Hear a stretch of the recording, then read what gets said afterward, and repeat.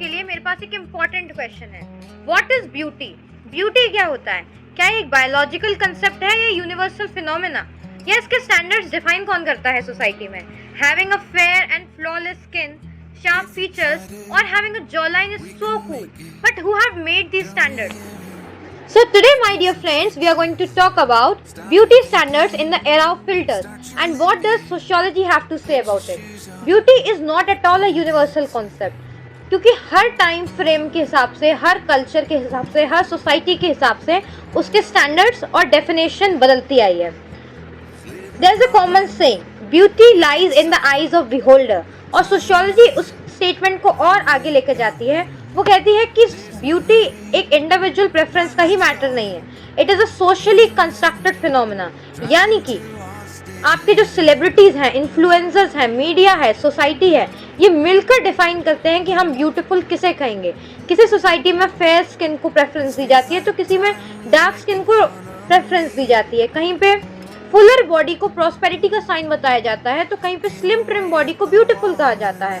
Then what is beautiful? A famous American sociologist Charles Horton Cooley gave a looking glass theory in which we look at ourselves through the lens of others. हम खुद को directly नहीं देखते, हम अपने आप को दूसरों के जजमेंट के बेसिस पे जज करते हैं. सोशल मीडिया के कंसेप्ट कॉन्टेक्स्ट में हम समझ सकते हैं कि हमारे पास कितने ज़्यादा फॉलोअर्स हैं, कितने लाइक्स हैं, कितने हमारे फ्रेंड सर्कल है सोशल मीडिया पे, और इस बेसिस पे हम अपने आप को कूल समझने लगते हैं. Now another sociologist named George Herbert Mead gave a theory called symbolic interactionalism in which he stated that human beings understand the society through symbols. तो आज के टाइम पे ये सिंबल्स क्या हैं?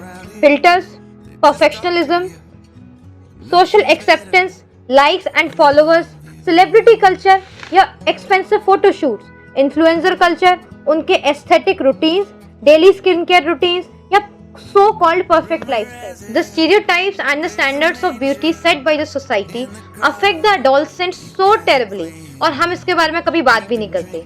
So number one is decline in self-esteem.